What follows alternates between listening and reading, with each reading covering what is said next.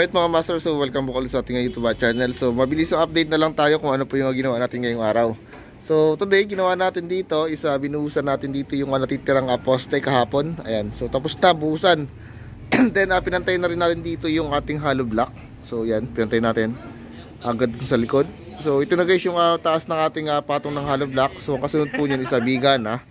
And then dito, so nagbuhos tayo rito ng lintel beam para purong sa ating canopy sa kuran. Ayan. So ito guys, ayan. So inabakan na ng bakal para po sa ating canopy. Okay. So by tomorrow, ang gagawin naman natin is gutay-utay na tayo bukas sa magbakal para po sa ating biga dito sa taas na.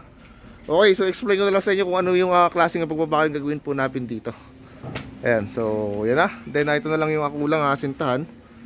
So ano tayo. Then shoutout guys sa ating mga kasamahan dito. So nag-iihaw tayo ngayon dito ng bangus.